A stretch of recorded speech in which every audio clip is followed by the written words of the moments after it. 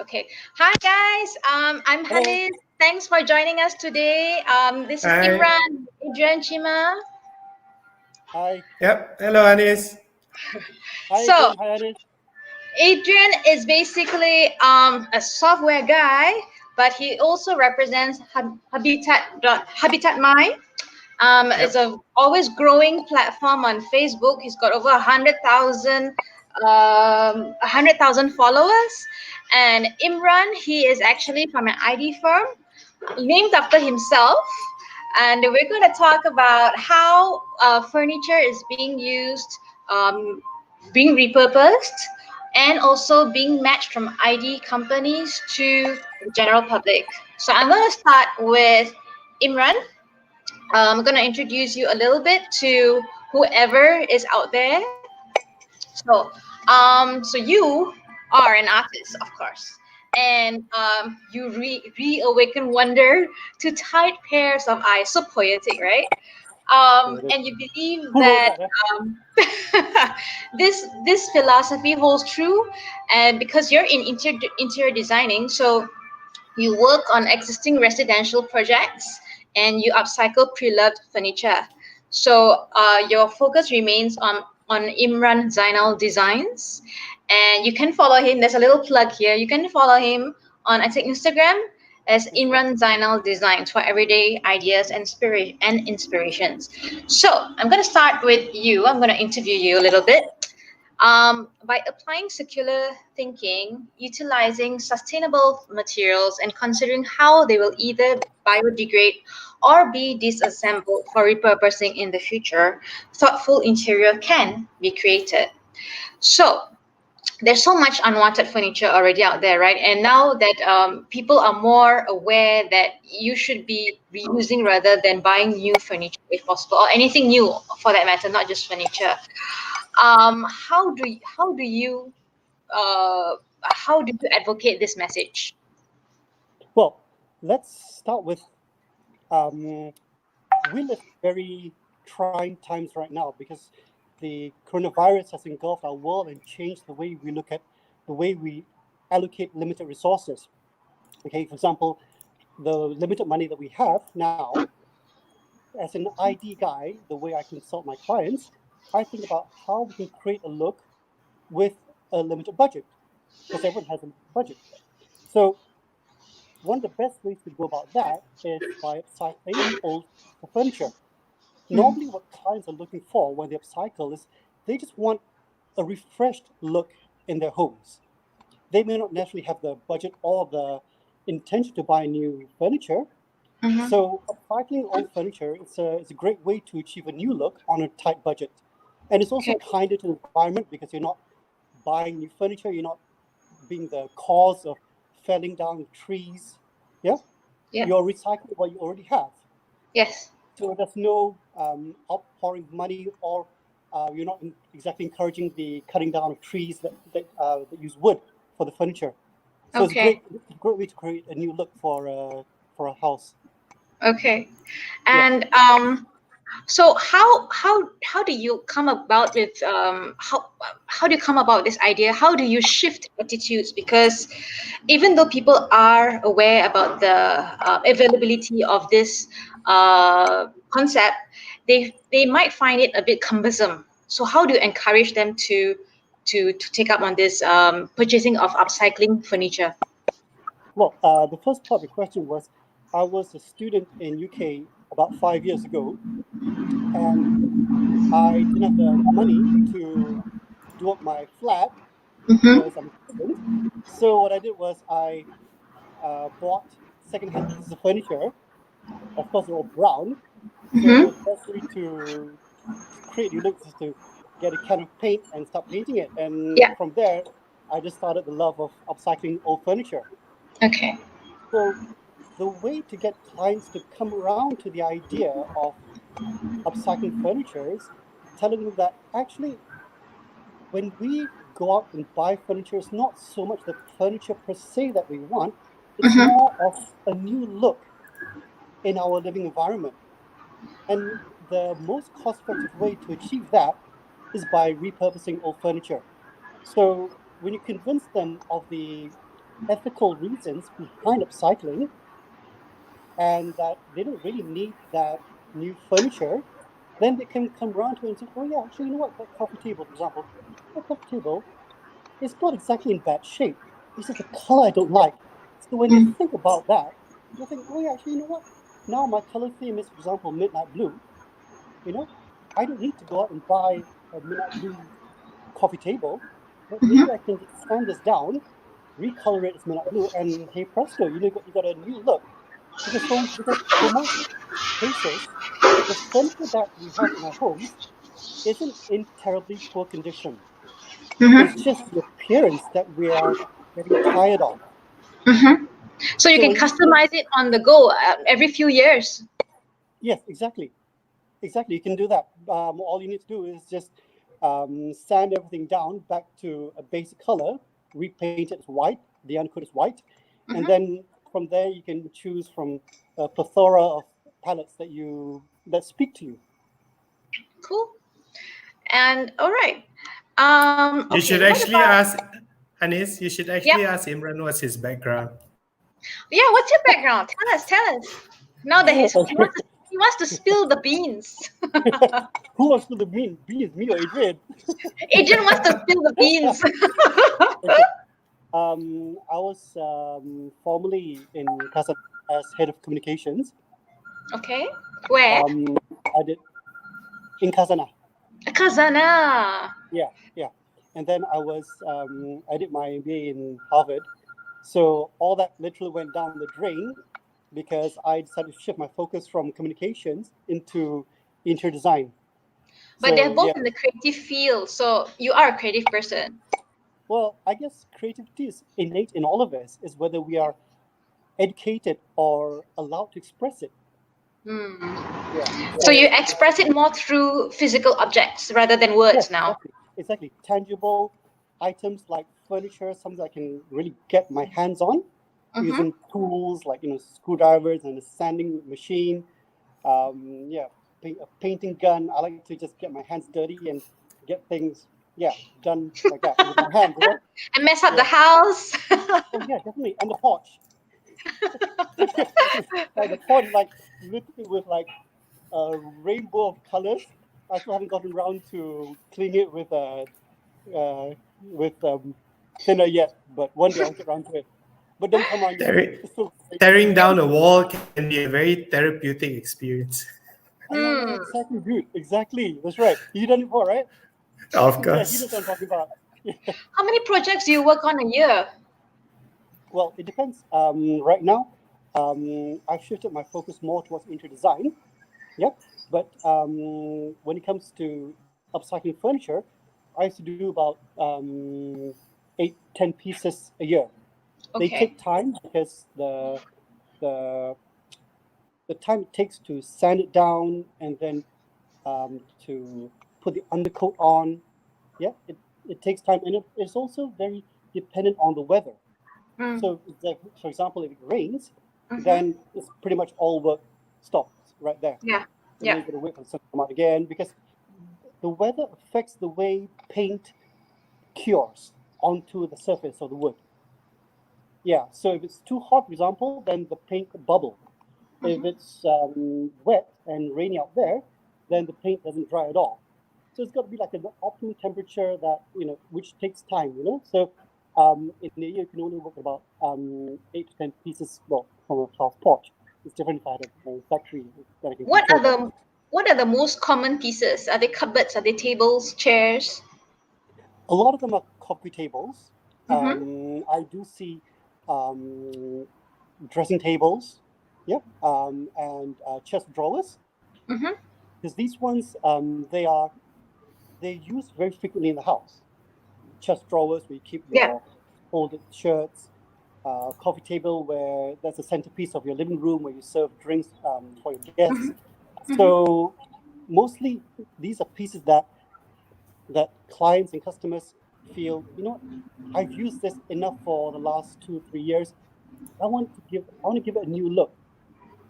So yeah, so mainly like coffee tables, dressing tables, and chest of drawers. Sometimes a dining table, all sorts really.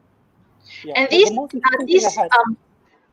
these clients are basically these special orders, I suppose, right? You don't have a shop where you repurpose your own furniture and you sell. Yeah, exactly. Because everyone has a look that they want to create in the house. Everyone has a particular color scheme that speaks to them. You know, some people like hues of blues, some people like hues of pink.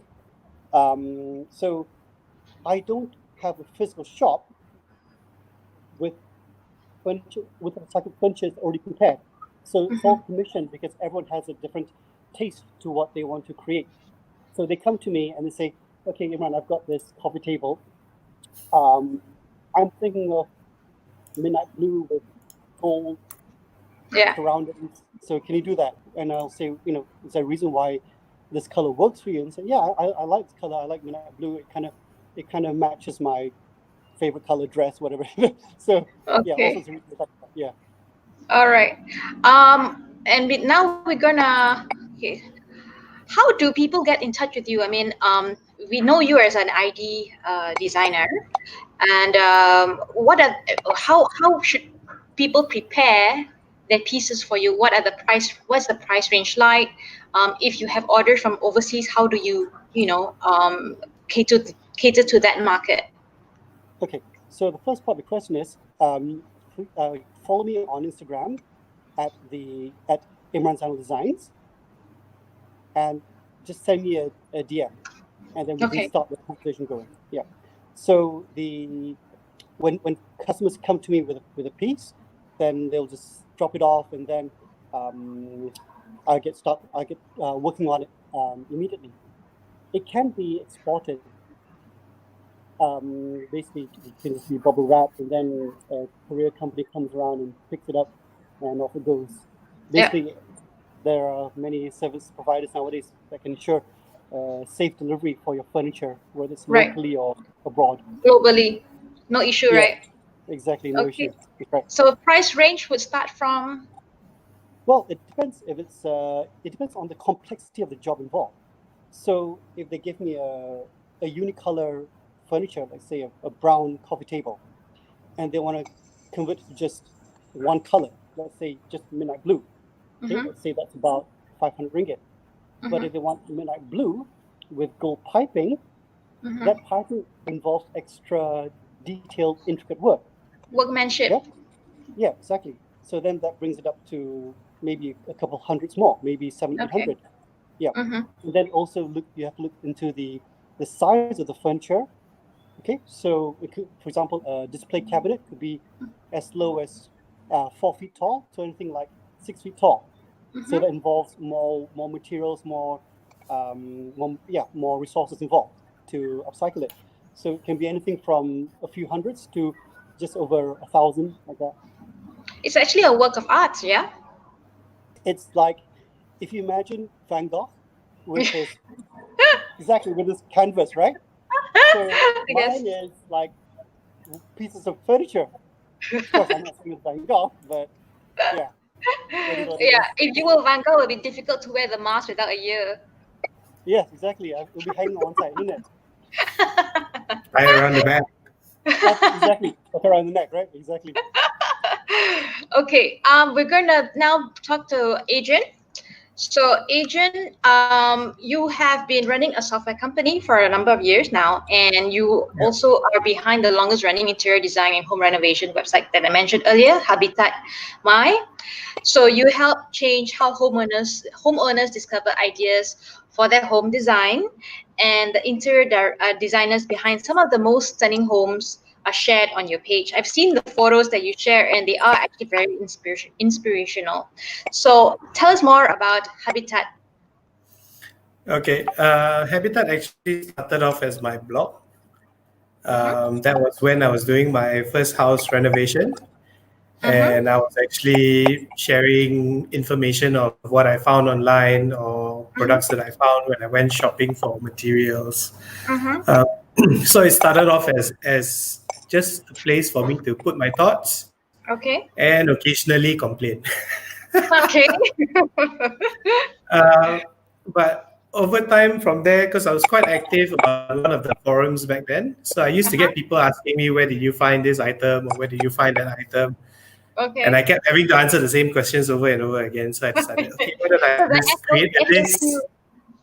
I just create a list and put all the things there. Y'all go and find it yourself.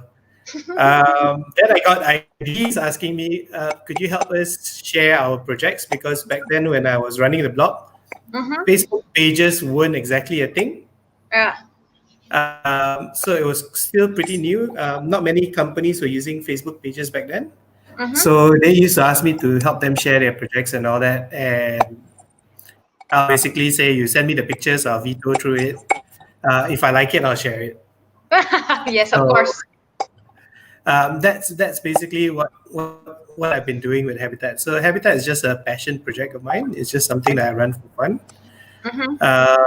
And it's something that I quite enjoy because I enjoy the renovation process. So I've renovated 2 houses of my own. Wow. And why you never call me? Like years ago, bro. So I enjoy the whole renovation process, the tearing down of walls, the smashing of stuff, and finally putting things together. So I still quite enjoy that, even though I've not been doing it quite recently, because I've been busy with other things. So I just kept Habitat running as something that is close to my heart. So over the years, I got to know a lot of the IDs who used to send me pictures and all that. They became acquaintances, then friends. And just during the beginning of the MCO, one of them came up to me and said, hey, why don't you do something to help people take their minds off the negativity and try to start focusing on something positive? So we were like thinking, what can be done? Actually, every time I do a house project, there are materials in the house that actually can be reused. So sometimes we donate it to specific homes that they know. The ID is actually donated to specific homes or charities that they know. But the thing is, they always say, we only know this bunch of people. We can only send certain amount of things because it's very dependent on what items are available in their projects. So that particular lady was telling me, hey, you're like the middleman. Why don't you gather everybody together? Everybody identifies what they have in their different projects, get permissions from the owner. It's meant to be thrown away, but still can be used. And we find a way to give it to people who really need it. How do you do that? So what I'm doing is I've now gathered a bunch of interior designers who are supporting this initiative. So there's about 10 companies at the moment. The lorry has also come on board to actually support the initiative. Where if it's for a charity or anything of the sort, they will provide the service for free to deliver the items. If it's for something that's not exactly a charity, then there will be a special charge to it. If they use the lorry to actually deliver and they can't go collect it themselves. Also, at the same time, I'm speaking to a friend of mine who used to deal a lot with social services and all that to find out who are these, whether it's old folks' homes or homes for kids, anything to look at, what sort of things do they require. So once I have the list from the interior designers, I can actually tell them, okay, look, these are the list of items that are available. What do you need? So right now it's pretty much manual, right? Yeah. You are yeah, more or less. Okay. So we are testing it out to see how it goes. So at least, materials or items that still can be reused can be given a new home. It's also an opportunity for the interior design companies to give back something to the community. So for some of the items that require them to be fixed, what we'll also do is to see which IDs would be available and if they have the time to actually go there and help with the installation, so that at least the homes and all that don't incur the installation costs. Right. So we are trying to work all those things out, and it's not something that's so easy to automate because there's a lot of processes behind it. There's a lot of communication and all that needs to go back and forth before you can actually decide on when's the right time to go Yes. Can we close off this part of the home, do some work first, and also to see based on the items that they've selected when it actually fits what they actually need. So somebody has to go there and have a look. And this is you most of the time? It won't be me most of the time because I'm just one person. So we'll try to split the work, or we'll try to find a way to make it a bit more efficient. Okay. And we'll see how it goes. So for the time being, we're just focused on Klang Valley. Okay. Because I don't think I can do anything bigger than that. You will be blocked. You need a right hand man. I need a right hand man. I need like a few of me. So what I found is the IDs have been very supportive. They have in some parts been doing the same types of initiatives. Yeah. But at the same time, they feel it's very restrictive, it's very limited. And also, to me, the more important thing is I want all the different ID companies to actually feel like they are part of a community. Yeah. Because what I've noticed over the years is they tend to be very individualistic, very separated, very worried about competitors, very worried about competitors. So even when they meet up with each other, sometimes they don't really talk so much. I mean, I can understand that you're worried about competitors and all that. Like what I tell all the ID guys that I work with, look, yes, I can understand you're worried about competitors and all that, but even if all the jobs in Malaysia come to you, you won't be able to handle all of it. So competition is good. Correct. Competition is good. It keeps you on your toes. It keeps you improving the work that you deliver. And at the end of the day, that's what matters most, because you don't want to be big just in Malaysia. Yes, you want to make your name known beyond Malaysia, and that's the way you do it, by working with other people. Okay. So that fostering of the community is something that I've been trying to do. It's been put on hold for the past 1 year plus because I've been busy with other things. But most probably second half of this year, I'll start reactivating some activities that we can do to foster community feeling between the ID firms and all that. Good. But we'll need to see how that goes with post-MCO. Exactly, because people are changing their shopping habits, going out habits and everything. So there's a lot of new norms to adhere to. Correct. I'm also helping them with something else on that. Right. So it's also actually building a product library on a different system that I run for the IDs. Okay. For them to be able to search for materials, furniture, finishings, whatever, from the comfort of their home without having to leave the house. Raw materials, furniture, lighting pieces, fittings, tiles. I'm going to pause you for a while. I'm going to pause for a while so I can get Gurpreet in. Gurpreet is from Biji Biji Initiative. So he is going to join us in 2 seconds. Hold on. Yep. Hello. Okay, Gurpreet, welcome to our show. Thank you. Hi, Hanniz. Hi, Adrian. Hi, Imran. Hi, Gurpreet. Okay, so we've just gone through more of the commercial side of the ID business and repurposing of furniture. Adrian was mentioning that he's working on something where he will actually create a platform for people to help people source for materials, all kinds of materials. And when do you see this happening, Adrian? Roughly. I've been seeing it while you was talking. It's really cool. So the platform that I'm running is actually a business software for interior designers. The product library should be out within the next 2 weeks plus. Oh, that's fast. Yeah. Wow. So I'm actually already, while it's being built by the team, I'm speaking to brands to actually get brands on board to put their products into the library. So at least it gives, there's more things available on the library when it goes live. Yeah. So we've so far got one company from Singapore which will be submitting products called Instantino. There's another company called TerraFloor who has agreed to come on board and does furniture which sells solid timber furniture. So we've only started talking to them actually since last Wednesday. But something that people need, and it will make things and processes much faster and more transparent. Faster, more efficient. They can find it. They know exactly who when they contact, they know whether they're getting a feedback back. So we're building the minimal product first, and then in future there'll be a lot more functionalities to improve the sales cycle. Cool. All right. So thanks, Adrian. And now we're going to move to Gurpreet. So Gurpreet, you're a founder of Mareka, and Mareka is basically in Publica. So would you like to tell us a bit more about Mareka as well as Biji Biji Initiative? Okay.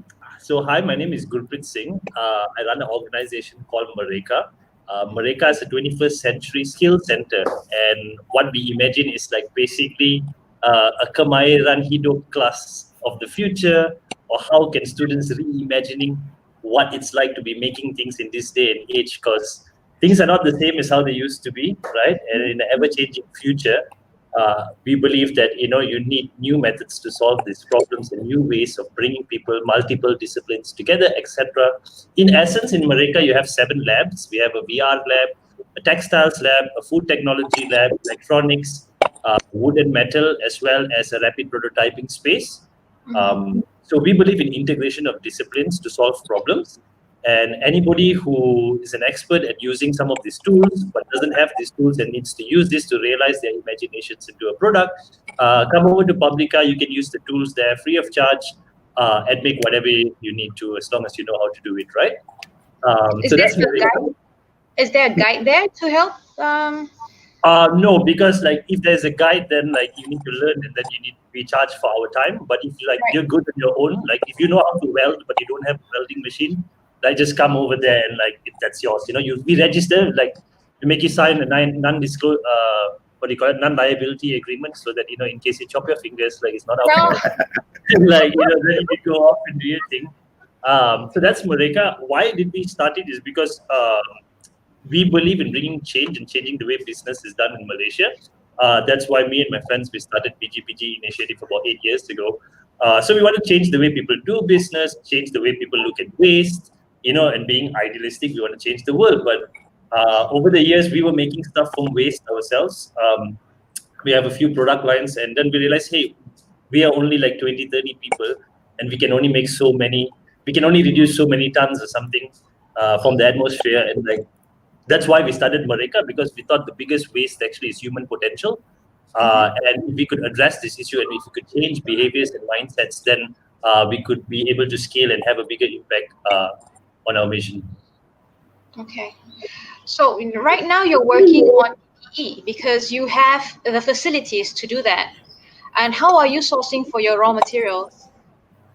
Yeah, raw materials for PPE is a little bit of a shortage right now, Yeah. right?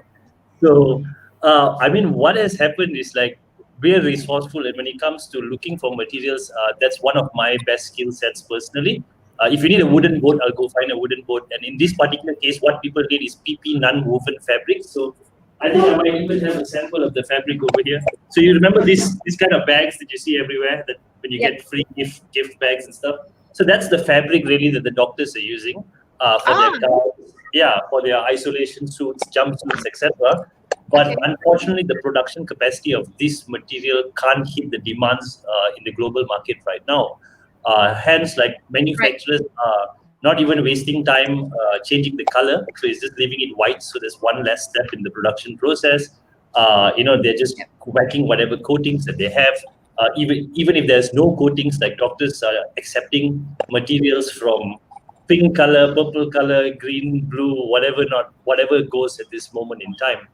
So we worked with our whole suppliers over the past 8 years, our whole material providers, and we told them, hey, we're going to need to do this now, and you need to hook us up and set us up for this.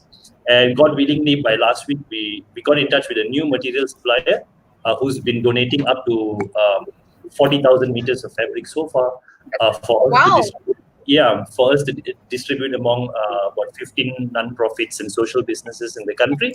And they go there and get their communities who are marginalized, like P40s, PPR folks, refugees, etc. And they are doing the sewing. So what we're trying to make sure is the transparent supply chain in the process, so that we are going to raise funds from either corporates or from KKM themselves, because they should be the ultimate purchaser of this equipment for their frontliners. And we'll be showing them exactly how much who made your clothes got paid as well in the process, as well as the hubs who enable this to happen, and the transparency in the process is over there. So that's how we've been doing it in the past few weeks. Okay, so the challenges would, of course, obviously be the raw materials and getting the word out of what you need exactly, right? Yes, well, I think some of the main challenges involve meeting government specs, also running a social business, which is a small SME in essence, but having to play within government procurement systems and processes where tenders take at least 2 to 3 months before your financials come back. So cash liquidity is an issue. As well as like production quality is an issue, because you're decentralizing the production. It's not the same as getting one big factory to make 10,000 items for you in a week, right? So we partner with other social businesses who are involved in ethical fashion, and they manage the production. So we deal with them, and they go and engage their communities to ensure that they have labor over the coming months during this shortage too. So that's some of the challenges, and of course materials is one, but thanks to this partnership that we've done with the material provider, we've pitched to them that, hey, we're going to do a corporate social responsibility campaign on your behalf to show you, for every 1 ringgit worth of material that you bring to us, how much more is going to go back to the community. Because that 1 ringgit material is about a 10 ringgit finished product in the end of the day, right? So they can channel these funds back into the economy to support livelihoods and rebuild lives of people who are currently affected in this pandemic, at the same time as sustain social impact organizations in Malaysia. Right. Okay, so we're going to wrap it up soon. I'm just going to ask each of you to tell our audience how they can reach you to further help you with your projects. I know a lot of you are working on projects while we're also working on our professional businesses, which might be on hold because of the current situation. So just share, maybe start with Adrian and then Imran and then Gurpreet. How should people reach to you? They can message me directly on Habitat-My Facebook page, and I'll respond to them from there. Okay. And Imran? DM me at Instagram at Imran Zainal Designs, and from there we can start a conversation going. Okay. And of course, Gurpreet? Nice. We're at resilience.mereka.my. And that's our new landing page for the campaign, and there's a chatbot from Intercom over there, so just hit us up and we'll get the message. Great. Thank you so much, guys, for your time. It's a very hot Monday today, not raining yet, so we hope that you'll have a pleasant rest of the day and the week, and we'll see you in the next episode. Thank you so much. Thank you. Bye. Bye, guys. Take care. Have a good one.